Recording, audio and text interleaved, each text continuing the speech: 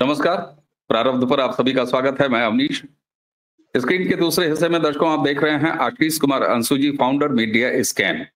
प्रतिभाशाली, उम्र में भले आपको थोड़े से नौजवान दिखाई दे रहा हूं, लेकिन अपनी लेखनी और अपनी पत्रकारिता में उतने ही ओजस्वी और उतने ही गंभीर।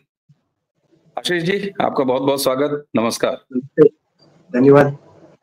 आशीष जी, आपको मैं ट्विटर पे, जो अब एक्स हो गया है, फेसबुक है, उस पर फॉलो करता हूं। मैंने आज आपकी एक पोस्ट देखी और उस पोस्ट की जो शुरुआत जिस सवाल से आपने किया था, ज्योति मल्होत्रा यूट्यूबर जिसको कि जासूसी के आरोप में गिरफ्तार किया गया है, उसके साथ एक लंबी फेहरिस्त है गिरफ्तारियों की जिसमें तमाम नाम शामिल हैं। लेकिन आपने जो सवाल उठाया कि एक यूट्यूबर के तौर पर एक प्रचलित और अच्छा खासा व्यू इकट्ठा करने वाली ज्योति, उसके जरिए आपने सवाल उठाया कि जब से उसकी गिरफ्तारी जासूसी कांड में हुई है, तब से कांग्रेसी इकोसिस्टम के तमाम वो चेहरे जो यूट्यूब पर सक्रिय हैं बेरोजगारी के बाद मेन स्ट्रीम मीडिया से, वो बिल्कुल खामोश है, कोई सवाल नहीं उठा रहे हैं। वरना अब तक तो डंका पीट चुके होते अगर एक हिंदू लड़की, भले वो देश की गद्दार है और भारत का जनमानस उसके साथ नहीं है, कोई उसे डिफेंड नहीं कर रहा है, और यहां तक कि ये संतोष होता है अपने भारतीय होने पर, अपने बहुसंख्यक, अपने सनातनी होने पर, कि उसके लिए कैपिटल पनिशमेंट तक की मांग हो रही है और कहा जा रहा है कि गद्दारी की सजा उसे फांसी की होनी चाहिए।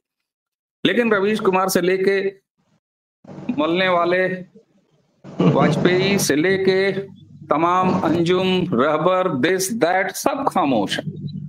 आपने ये बड़ा वाजिब सवाल उठाया। मैं जानना चाहता हूं कि ये सवाल आपके मन में आया तो आया कैसे और क्यों वाकई वो खामोश है?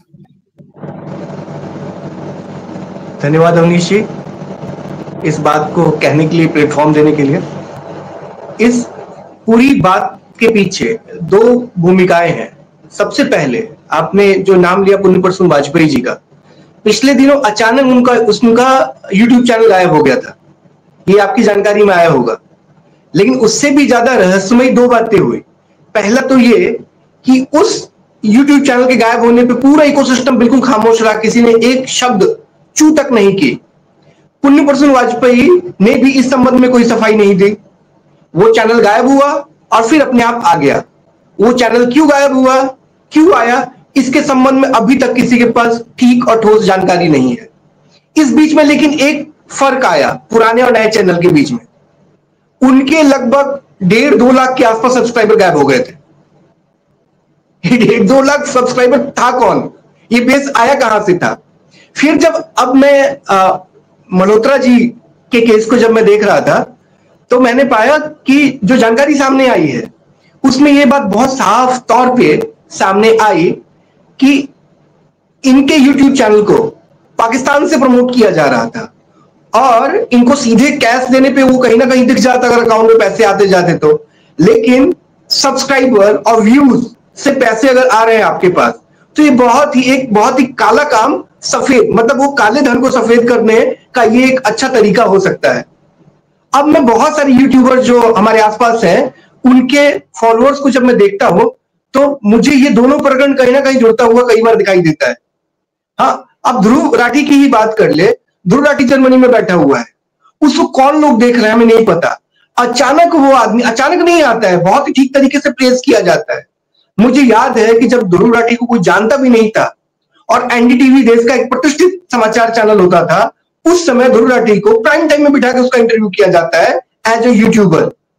उस समय ध्रुव राठी को बहुत लोग जानते भी नहीं थे। तो इसका मतलब कोई प्रमोटर है। ध्रुव राठी ने जब अपना यूट्यूब चैनल शुरू किया, पारदर्शिता को ये लोग इतना प्रमोट करते हैं कि ट्रांसपेरेंसी होनी चाहिए, तमाम तरह के सवालों में ट्रांसपेरेंसी की बात आती है, लेकिन ध्रुव राठी का अपना पूरा जीवन वो ट्रांसपेरेंसी से परे है। वहां कोई पारदर्शिता की कोई बात नहीं। चैनल कैसे शुरू हुआ, पैसा कैसे आया, किन लोगों ने ध्रुव राठी की मदद की, किसी को कोई जानकारी नहीं है। यहां तक कि मैं बीच में उनके गांव चला गया था, गांव तक में ध्रुव राठी के बारे में कोई जानकारी नहीं, उनके पिताजी के बारे में कोई जानकारी नहीं। लोगों का संबंध सिर्फ उनके दादा और दादी से है, वही गांव से जुड़े हुए हैं। इनका भाई क्या करता है वो किसी को पता नहीं। तो ये पूरा जो परिवार है ध्रुव राठी का इनके गांव में, एक रहस्यमयी परिवार है और ये ट्रांसपेरेंसी की बात करते हैं। आप आइए ना, ये पूरा।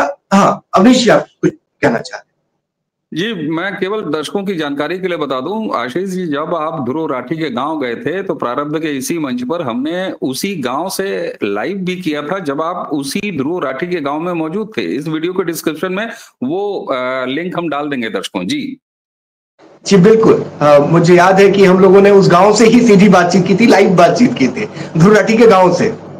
और बहुत सारी बातें तो बहुत चौंकाने वाली थी। सबसे चौंकाने वाली बात तो ये थी कि गांव के लोग नहीं जानते ध्रुव राठी के पिताजी क्या काम करते हैं। ध्रुव राठी क्या काम करता है वहां पे ये नहीं पता। उनके भाई के संबंध में कई लोगों को पता नहीं, कई लोग कहते हैं उनका एक भाई है, कई लोग कहते हैं कि पता नहीं भाई है कि नहीं है। तो ये इतना क्यों, इतना अपने आप को छुपा के क्यों रखना है? और एक बात और जो कही जाती है कि पर्सनल इज पॉलिटिकल। अगर कुछ वो छुपाना चाहते हैं, जो बताना नहीं चाहते, इसका मतलब उसका मकसद कुछ ऐसा है जो बहुत साफ नहीं है। इनकी कहानी तो सबसे अजीब, पता नहीं अब गेहूं और धान में फर्क करना सीख पाए या नहीं सीख पाए अभिसार जी।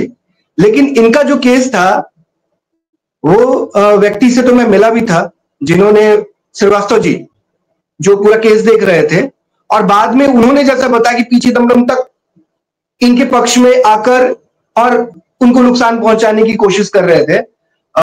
ये तो पूरा इनकी वाइफ की कहानी अपने आप में बहुत विस्तार से बात करने वाली है, और पूरा का पूरा गिरोह है यहाँ पर। तो लेकिन एक बात जो सबसे इंपॉर्टेंट है, हम ज्योति मल्होत्रा पर फिर आते हैं कि ज्योति मल्होत्रा जो बात, उनका एक वीडियो मिल जाएगा, मैं वो भेज दूंगा अगर आप दिखाना चाहेंगे अपने दर्शकों को। तो उसमें जो बात वो कह रही है, आप वर्ड टू वर्ड नोट कर लीजिए। वो जो बात ज्योति मल्होत्रा कह रही है, वो शायद गिरफ्तारी से पहले का वीडियो है।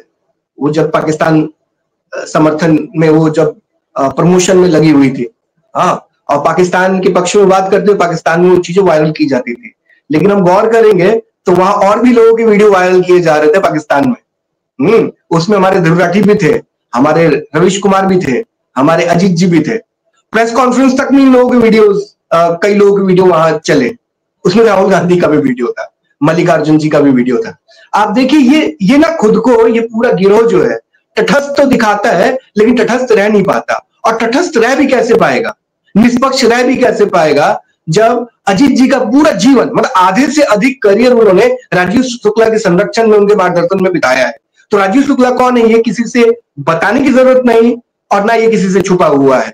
तो अजीत अंजुम जब गोदी मीडिया कहते हैं, तो उनका तो आधा जीवन, जो पूरा, जो गोदी में जो पीछे वाला हिस्सा चिपकता है जाकर, वो तो पूरा का पूरा कांग्रेस में चिपका हुआ था।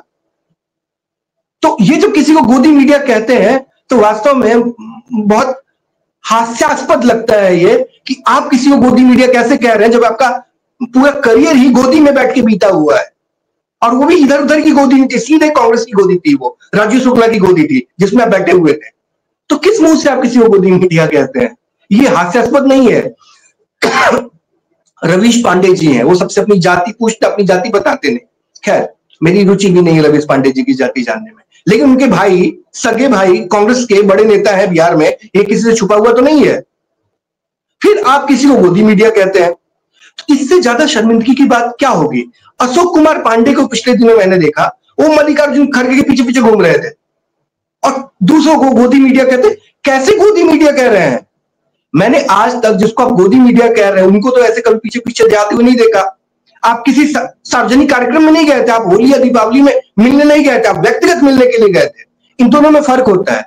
आप किसी त्योहार में गए, किसी का ट्वीट कर लिया या आपने सेल्फी ले ली, तो एक अलग बात होती है। आप व्यक्तिगत तौर पर मिलने जाते हैं, और एक व्यक्तिगत रिश्ते की वजह से आपको समय मिलता है वहां। मल्लिकार्जुन खड़गे से क्या कोई सामान्य व्यक्ति जाके मिल सकता है? आपका कोई रिश्ता है, तभी तो मिल रहे हैं ना जाके आप। एक जो है वो बिहार की बेटी और उत्तर प्रदेश की बहू, काबा, वो तो टिकट की लाइन में लगी हुई है। ये तो सार्वजनिक कहीं छुपी हुई बात है क्या? वो तो कांग्रेस के एजेंट के तौर पे काम कर रही है। और प्रेम इतना ज्यादा है इन लोगों का कि कपिल सिब्बल खुद आ जाते हैं हाथ थामने के लिए कि बेटी चिंता नहीं है। हाँ, तो ये तो किसी छुपा नहीं है ना। और जब ये लोग टर्म यूज करते हैं, तो सच में इसमें हंसी आने वाली बात ही तो है। आप 4 PM, आप लखनऊ में बैठे हुए हैं, वहां से एक यूट्यूब चैनल चलता है 4 PM के नाम से। अब उनकी पत्रकारिता कैसी है, मैं कांग्रेस वाले एक बार समझ जाएंगे। आशीष जी, चरित्र उसका 8 PM है, गलती से उसने नाम अपना 4 PM रख लिया है। सर, मैं ये बात कहने जा रहा हूँ बहुत गंभीर बात है, और शायद जो कांग्रेस से जुड़े हुए लोग या समाजवादी पार्टी से जुड़े हुए लोग इस बात की गंभीरता इस तरह समझ पाएंगे। अगर मैं एक एग्जांपल दूं, कोई एक कैप्शन लगाए, कैप्शन तस्वीर क्या दिमाग पर क्या असर करती है, उसका एक उदाहरण मैं दे रहा हूं। उसको सिर्फ उदाहरण के तौर पर ही समझा जाए। इसका वास्तविकता से, जैसे 4 PM की खबरों का वास्तविकता से कोई संबंध नहीं होता, वैसे ही ये जो मैं बताने जा रहा हूं इसका वास्तविकता संबंध नहीं है, लेकिन दिमाग पर कैसे असर करती है। एक विधवा की अकेली जिंदगी, कितनी कठिन होती है, ऐसा कुछ कैप्शन है। कैसे बिताई उसने रात। तो वो किसी एक विधवा महिला की कहानी वो कह रहा है, वो खबर यूट्यूब पे, जिसमें कोई एक विधवा महिला है जिसका एक बेटा है और उसका पति बहुत पहले, मतलब विधवा है तो पति की डेथ हो गई है, तो किसी दूसरे के साथ प्रेम संबंध में है। ऐसी कहानी है, कहीं उत्तर प्रदेश की, बिहार की या मध्य प्रदेश की। उसमें उसने 4 PM जैसा चैनल क्या करता है, राहुल गांधी और सोनिया गांधी की तस्वीर लगा देता है। आप समझ रहे कितनी बड़ी बदमाशी है। ये बार बार 4 PM इस तरह का ही काम करता है। उसकी खबर कई बार पूरे के पूरे जो वो कैप्शन दे रहा है, खबर गायब रहती है। आप पूरा देख जाएंगे वीडियो, वो खबर नहीं मिलेगी जो कैप्शन में है। और ऐसे ऐसे कैप्शन, वो कहां से आ रहा है ये सारा कैप्शन, सिर्फ इसलिए कि 2-4 व्यूअर बढ़ जाए। लेकिन फिर भी मानना पड़ेगा कांग्रेस के लोगों को कि ऐसे धूर्त और दोगले चरित्र के लोगों को उन्होंने पूरा संरक्षण, कपिल सिब्बल कोर्ट में चले गए। मैं माननीय जो भी हमारे चीफ जस्टिस हैं, उन्होंने जो भी फैसला दिया, अब उस पर तो कोई सवाल उठा नहीं सकता, लेकिन उनको एक बार वो वीडियो सारे देखने चाहिए थे। उनको वीडियो दिखाना चाहिए। जो भी वकील वहां था, जो भी अधिवक्ता वहां पर थे, इस मामले को ले जाकर उस बात को रख रहे थे, उनको वीडियो तो दिखाना चाहिए था। भाई साहब, ये पत्रकारिता नहीं कर रहा, ये पत्रकारिता की लक्ष्मण रेखा जो पार हो चुकी है, उस सीता का हरण करने वाला व्यक्ति है ये। वो लक्ष्मण रेखा तो बहुत पहले पार हो चुकी है, अब सीता हरण हो रहा है। वो पत्रकारिता की पूरी पत्रकारिता का हरण हो चुका है, वो 4 PM कर रहा है। बिल्कुल ठीक बात है। और उसको पत्रकार कहते हैं, मुझे शर्मिंदगी महसूस होती है जब ना कुछ संजय शर्मा को पत्रकार कहता है, तो सच में शर्मिंदगी की बात है कि आप उसको पत्रकार कह रहे हैं। मैंने इसीलिए कहा ना कि गलत, वो चरित्र 8 PM का है और उसने 4 PM नाम रख लिया। मैंने इसीलिए कहा, ये तंज नहीं था, मैं पूरी गंभीरता से कह रहा था। और एक चीज और, आपने जो भ्रामक थंबनेल्स की बात की, आपने भ्रामक टाइटल्स की बात की, ये बात बिल्कुल सही है। मैं आपने जो एक चिंता जताई ज्योति मल्होत्रा के बहाने, ये पूरी वंशबेली जो दिखाई दे रही है, जो कि बेरोजगार हो चुके स्थापित मीडिया से और अब यूट्यूबर्स हैं। सवाल ये होता है कि वाकई में अगर देखा जाए, सिर्फ मैं ज्योति का ही एग्जांपल ले लूं, तो भाई उसके व्यूज इतने अच्छे खासे थे। और आपने ये जो ब्लैक एंड व्हाइट वाली जो बात कही ना, ये बड़ा इंपॉर्टेंट है कि आपको पाकिस्तान जाने के बहाने कैसे मिलेंगे, आपको इधर उधर घूमने के, सही जगह पे पहुंचने के, अपने काम करने के, पहलगाम में आप समय से पहुंच जाते हो, तो कैसे ये बहाने मिलेंगे। ये बात बिल्कुल सही है। ऐसे में क्या ये समझा जाए कि ये जो लाखों व्यूज आते हैं, ये तमाम व्यूज आते हैं, ये इकोसिस्टम यानी कांग्रेस का इकोसिस्टम इसको प्रायोजित करता है और देश के गद्दारों के चैनल्स को, देश के गद्दारों के कंटेंट्स को देश के दुश्मनों से सपोर्ट मिलता है। सर, अब ज्योति मल्होत्रा अगर एक केस स्टडी है तो चिंता तो गंभीर है। और जैसे संजय शर्मा के मामले में हमने पहले देखा, जब उनका चैनल प्रतिबंधित हुआ था, उसके बाद पूरा इकोसिस्टम, कांग्रेस, समाजवादी पार्टी, राष्ट्रीय जनता दल तो शायद नहीं थी, आम आदमी पार्टी थी, ये सब मिलके उसको प्रमोट कर रहे थे, संजय शर्मा को। और आप देखिए कि उनका एक छोटा सा चैनल था यूपी 4 PM, उसका सब्सक्राइबर उन्होंने 72 घंटे में 10 लाख से ऊपर पहुंचा दिया। तो इन्होंने ताकत तो जाहिर कर दी अपनी। दूसरी बात कि बाकी ज्योति मल्होत्रा के मामले में जो बात आई है कि सपोर्टर और ये सारी चीजें, अगर एक आम आदमी जानना चाहे कि रविश कुमार को जो 10 लाख लोग देख रहे हैं, अभी उनका सब्सक्रिप्शन बेस्ड 1 करोड़ 20 लाख के आसपास है रविश कुमार का, इतने सब्सक्राइबर हैं उनके। तो जो भी 10 लाख 12 लाख लोग रविश कुमार को नियमित देख रहे हैं, अगर कोई ये जानना चाहे और उनके दर्शकों को यह अधिकार है कि वो जाने कि वो देखने वाले लोग कौन है, तो क्या ये सार्वजनिक नहीं होना चाहिए?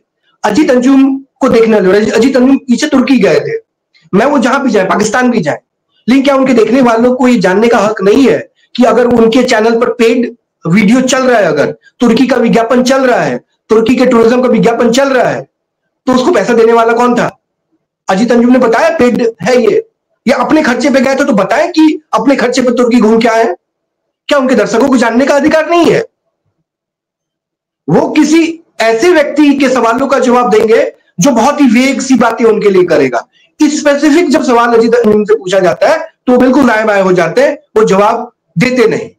क्या उनका जो सब्सक्रिप्शन है ये वो देख सकते हैं? हाँ, उनके एनालिटिक्स में सारी डिटेल आती है, कहां के लोग कितना देख रहे हैं उनको, वो क्यों नहीं सार्वजनिक करते? वो रवीश कुमार, अजीत अंजुम, द वायर के सारे आरफा वारफा जो भी लोग हैं वहां पे, जब उन पर ये गंभीर सवाल अगर उठ रहा है आज के समय में कि ये कहां के लोग उनको देख रहे हैं और सब्सक्रिप्शन कहां से आ रहा है उनका, तो क्या उनको इस समय सार्वजनिक नहीं करना चाहिए?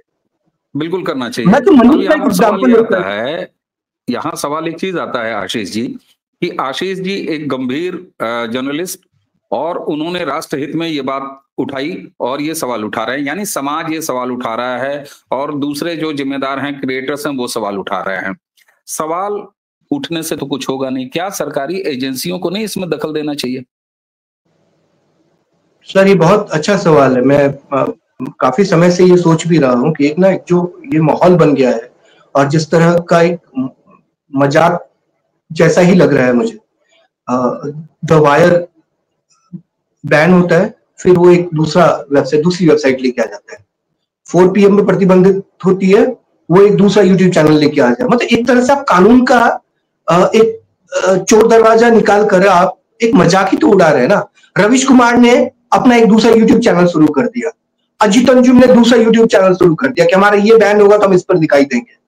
तो एक तरह से ये तो माहौल ही बन रहा है ना। ऐसे समय में निश्चित तौर पे एक गंभीर नीति की जरूरत है, एक पॉलिसी की जरूरत है, जिनसे ऐसी स्थितियों से ठीक से निपटा जा सके। एक छोटा सा उदाहरण है सर, मुझे बहुत बुरा लगता है कहते हुए, मैं केवल आपको और दर्शकों दोनों को बता दूं, ये जो तस्वीर हम दिखा रहे हैं, इनमें जितने भी ये नाम दिखाई दे रहे हैं, ये पाकिस्तान के डोजियर में हैं और इनके रेफरेंस दिए गए हैं, ये सबूत के तौर पर इस्तेमाल किए गए हैं। आपको जितने नाम इसमें दिखाई दे रहे हैं, जितने चेहरे दिखाई दे रहे हैं, चाहे वो द वायर के हों, चाहे थापर हों, चाहे सतपाल मलिक हों, चाहे और भी कंटेंट क्रिएटर्स हों। जी, द वायर का तो लगभग आधा दर्जन ऐसा मामला है जो बहुत साफ साफ वो पाकिस्तान के पक्ष में खड़ा हुआ, ना सिर्फ दिखाई दिया बल्कि भारत की स्थिति खराब की उन्होंने।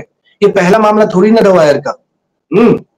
खैर, मैं सिर्फ इतना कहना चाह रहा था, ये एग्जाम्पल थोड़ा अजीब लग सकता है बहुत सारे लोगों को कि मनीष की जब गिरफ्तारी हुई उसके सारे अकाउंट सार्वजनिक कर दिए गए।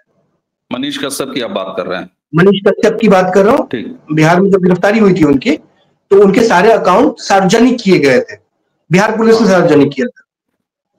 तो क्या मैं यूपी पुलिस से कहता हूं कि क्या वो कभी ऐसी नौबत आई तो सारे बड़े यूट्यूबर यूपी में ही रहते हैं, तो क्या कभी ये सार्वजनिक करने का साहस उत्तर प्रदेश पुलिस दिखा पाएगी? इन सारे यूट्यूब, क्योंकि मैक्सिमम जो बड़े यूट्यूबर सब उत्तर प्रदेश में रहते हैं, योगी जी के शासन में ही वो क्षेत्र आता है जहां ये पूरा गिरोह रहता है। तो क्या कभी ये सार्वजनिक हो पाएगा कि इनके पास कितना पैसा आ रहा है, कहां से आ रहा है, सोर्स क्या है, इनको कौन से लोग स्पॉन्सर कर रहे हैं और क्यों कर रहे हैं? बिल्कुल ठीक, क्योंकि इनकी पूरी पत्रकारिता आज के समय में सवालों के घेरे में है। बिल्कुल है, बिल्कुल है। और यहीं पर आपके सवाल जेन्युइन है और निश्चित तौर पर आपने मेरे सवाल के जवाब में कि क्या इसमें समाज से ही आवाज उठे, कोई आशीष संसू, कोई अवनीश प्रिय शर्मा अपने सामर्थ्य के हिसाब से आवाज उठाएं, कुछ राष्ट्रवादी प्लेटफॉर्म ही सवाल उठाएं, ये नाकाफी होगा जब तक कि सरकारी डंडा नहीं चलेगा। और आपने कहा बिल्कुल अपेक्षा ये है, और इसी के साथ साथ 1 प्रदेश 2 प्रदेश 3 प्रदेशों से नहीं साहब, नेशन वाइड एक ऐसा स्थापित कानून होना चाहिए जो इस तरीके के भारत के गद्दार जो साफ साफ तौर पर दिखाई देते हैं और जिन्हें जनरल रावत आधा मोर्चा कहते थे, आधे मोर्चे के ये सक्रिय हिस्से हैं, कांग्रेसी इकोसिस्टम के सक्रिय हिस्से हैं, इनके खिलाफ एक राष्ट्रव्यापी कानून होना चाहिए, निश्चित होना चाहिए। जी, एक छोटी सी बात कि यूट्यूबर्स के लिए पंजीकरण अनिवार्य किया जाना चाहिए, ये सबसे पहला कदम हो सकता है सुधार की दिशा में।